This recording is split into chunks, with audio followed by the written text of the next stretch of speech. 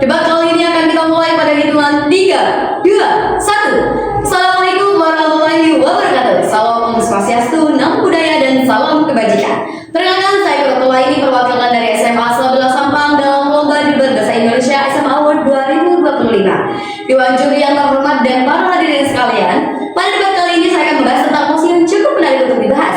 Ini tentang mosi, Dewan ini lebih memilih sekolah menengah yang mengadopsi model pendidikan klasik daripada model pendidikan progresif.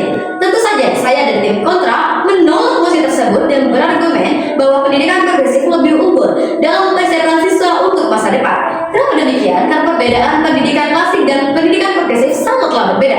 Pendidikan klasik yakni bertujuan untuk meneruskan pengetahuan dan nilai-nilai tradisional, berkurikulumkan, berbasis mata pelajaran, terstruktur dan strategis, misalnya membaca, menulis, dan matematika. Peran guru juga memberi pengetahuan dan otoritas utama. Para siswa menerima pasif yang menghafal fakta dan metodenya adalah ceramah, hafalan, dan ujian. Sedangkan pendidikan progresif tujuannya adalah mengembangkan kemampuan berpikir kritis dan memecahkan masalah. Berkurikulumkan berpusat pada minat dan pengalaman siswa secara fleksibel. Peran guru juga sebagai fasilitator dan pembimbing. Para siswa adalah peserta yang aktif yang belajar dari pengalaman secara langsung. Metodenya adalah proyek, diskusi, dan eksperimen. Pendidikan progresif dirancang untuk membekali siswa dengan keterampilan yang paling dibutuhkan di dunia modern dan didominasi oleh teknologi dan perubahan cepat. Di dunia yang penuh dengan informasi palsu dan masalah yang kompleks, kemampuan untuk menganalisis, mengevaluasi, dan membentuk opini yang beralasan adalah keterampilan yang paling berharga. Pendidikan progresif mendorong siswa untuk mempertanyakan, bukan hanya menerima. Contoh, daripada menghafal tanggal revolusi, siswa menganalisis mengapa revolusi itu terjadi dan apa dampaknya hingga saat ini. Tempat kerja modern berpusat pada proyek tim. Pendidikan progresif memsimulasikan lingkungan ini melalui proyek kelompok, debat, dan presentasi. Siswa belajar bagaimana bernegosiasi, memimpin, dan menjadi anggota tim yang efektif.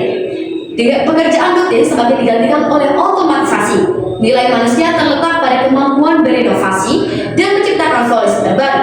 Pendidikan progresif membebaskan siswa untuk bereksperimen dan mengambil resiko secara kreatif. Pendidikan progresif berpusat pada siswa yang dan mengakui bahwa pembelajaran paling efektif terjadi ketika siswa termotivasi secara internal.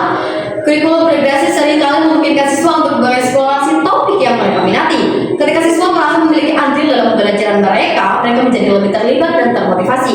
Contoh, siswa yang tertarik pada lingkungan bisa memilih proyek riset tentang kualitas air di sungai terdekat, yang secara alami akan melibatkan pelajaran sains, geografi, dan matematika. Memberikan siswa otonomi untuk memilih metode atau proyek pembelajaran mereka membangun rasa tanggung jawab diri dan kemandirian. Ini adalah keterampilan yang jauh lebih berharga daripada hanya mengikuti perintah. Model klasik dan penekanan pada ujian standar seringkali mendorong siswa untuk menghafal fakta hanya untuk lulus. Setelah ujian, informasi itu sering dilupakan. Ini menciptakan pola pikir belajar untuk ujian, bukan belajar untuk hidup. Pendidikan progresif berfokus pada pemahaman konsep yang mendalam dan aplikasi praktis. Ini mendorong siswa untuk menjadi pembelajar seumur hidup yang secara alami ingin tahu dan terus mencari pengetahuan. Di era digitalisasi di mana informasi dapat membantu diakses kapan saja, peran guru sebagai satu-satunya sumber pengetahuan sudah usang. Pendidikan progresif memanfaatkan teknologi dan sumber daya lain, memungkinkan guru untuk fokus pada peran mereka sebagai pemandu. Guru dalam model progresif membantu siswa menghubungkan ide, mengajukan pertanyaan yang menantang, dan memecahkan masalah.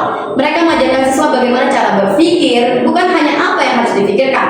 Ketika guru dan siswa bekerja sama dalam proyek dan diskusi, terbentuk hubungan yang lebih kuat dan saling menghormati. Ini menciptakan lingkungan belajar yang lebih positif dan aman tentunya. Pendidikan progresif tidak hanya fokus pada pencerdasan akademis, tapi juga ada perkembangan emosional, sosial, dan fisik siswa. Melalui proyek kolaboratif dan pemecahan masalah di dunia nyata, siswa belajar mengelola emosi, berempati, dan membangun hubungan yang sehat. Sekian debat kali ini. Wassalamualaikum warahmatullahi wabarakatuh.